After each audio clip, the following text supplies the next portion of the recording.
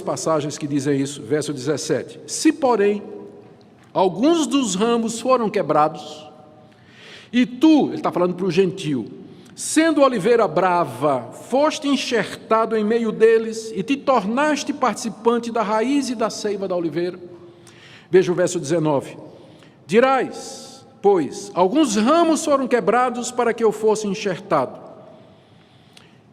E veja também o verso 20. Bem, pela sua incredulidade foram quebrados, tu, porém, mediante a fé, estás firme.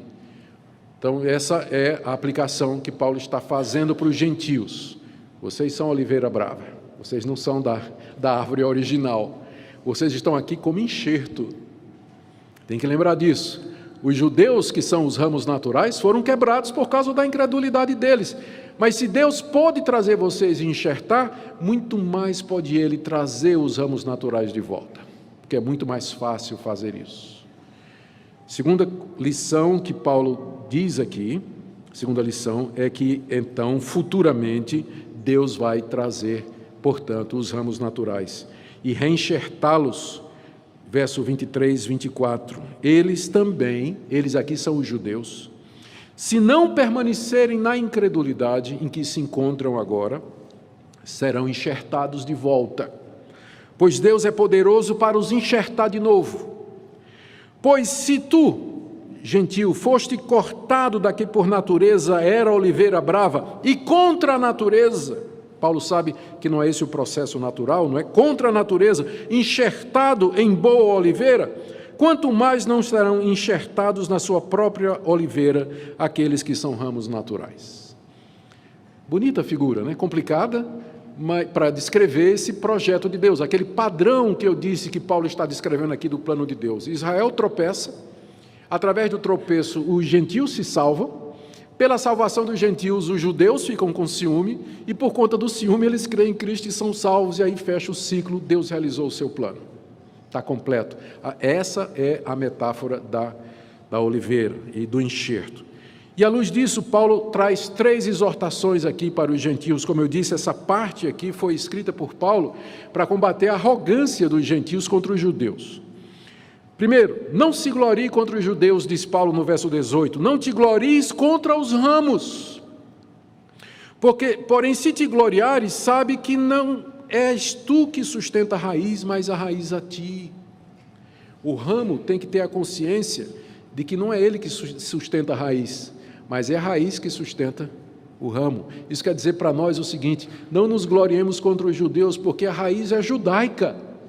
A raiz do cristianismo é judaico. As promessas foram feitas a um judeu. O culto foi dado à nação de Israel. As promessas foram feitas ao descendente de Davi. O Messias era judeu. Então a raiz da igreja cristã é judaica e nós somos o ramo que foi enxertado.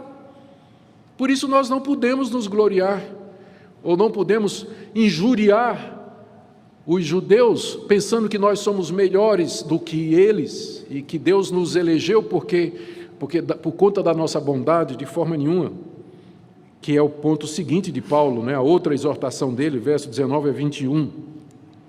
Tu dirás, alguns ramos foram quebrados para que eu fosse enxertado. Bem, pela incredulidade foram quebrados, tu, porém, mediante a fé, está firme, não te ensoberbeças, mas teme, porque se Deus não poupou os ramos naturais, também não te poupará. Não fica se gloriando que Deus quebrou um ramo natural para enxertar você como oliveira brava, porque se Deus quebrou um ramo natural, muito mais Ele vai quebrar um enxerto. E se você não permanecer na bondade e na graça de Deus, você vai ser quebrado do mesmo jeito que os judeus foram. Vai ser quebrado da mesma forma. Terceira exortação de Paulo. Considere a bondade e a severidade de Deus, verso 22. Para com os que caíram, que foram os judeus, Deus foi severo. Em que sentido Deus foi severo com os judeus que caíram? Eles rejeitaram a Cristo, não creram em Cristo, Deus o cortou do povo dele. Eles foram excluídos do povo de Deus, se perderam, foram condenados eternamente ao inferno por conta da incredulidade. Mas para com os gentios, Deus usou de bondade, porque Deus não tinha uma aliança com os gentios, Deus tinha uma aliança com a nação de Israel. Deus não tem uma aliança com o Brasil, não tem aliança com os Estados Unidos, não tem aliança com o Canadá, com China, com país nenhum. A aliança dele era com a nação de Israel. Mas ele agora bondosamente estendeu o Evangelho e as boas novas e a palavra da reconciliação aos não-judeus. Se você está aqui nessa noite, crente em Jesus Cristo, é por conta da bondade de Deus, não é por nada em você. Não é por mérito seu ou nosso, como raça, nação ou como indivíduos, mas é pela misericórdia e pela bondade de Deus. Mas aí Paulo adverte, no verso 22, para com os caíram, severidade, para contigo bondade de Deus, se nela permaneceres. De outra sorte, também tu serás cortado. O mesmo Deus que rejeitou os judeus e os cortou da árvore, vai cortar o enxerto também. Se você não permanecer na graça de Deus, não permanecer firme no Evangelho, crente em Jesus Cristo, se você abandonar a fé em Cristo Jesus, abandonar o Evangelho, virar as costas, voltar para o mundo, seguir uma vida sem Deus, você vai ser cortado severamente, como os judeus foram também. Porque Deus nos trata a todos igualmente, nesse sentido. E a justiça dele é para todos. Eu sei, eu estou vendo aqui várias bandeiras vermelhas levantando aqui na cabeça de gente, perguntando, ué, pastor, e crente perde a salvação? Não é? Paulo aqui não está tratando da questão íntima do relacionamento do crente para com Deus, porque nós não conhecemos a verdade a respeito do estado de cada um de vocês. Eu não posso, olhando aqui da frente, dizer quem de fato é crente, tem fé e será salvo. Eu não posso dizer. Por isso que eu digo, se você não perseverar até o fim, você vai para o inferno. Você vai para o inferno se você não perseverar até o fim. Se você é crente de verdade, você vai ouvir estas palavras e vai dizer, Deus tenha misericórdia de mim, eu não quero isso. E você vai se agarrar ainda mais a Jesus Cristo. Mas o que não for apenas de aparência, cedo ou tarde, ele vai embora. A apostasia dele vai se manifestar.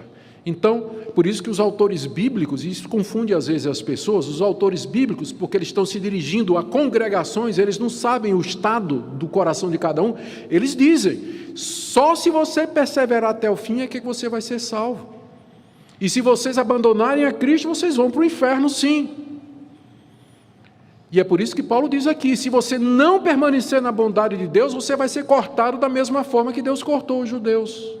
O crente verdadeiro ouve isso e ele teme. E ele se apega a Deus mais ainda, e é dessa forma que Deus faz com que os seus eleitos perseverem. Através das exortações da palavra de Deus, Deus os mantém ali firmes e os guarda.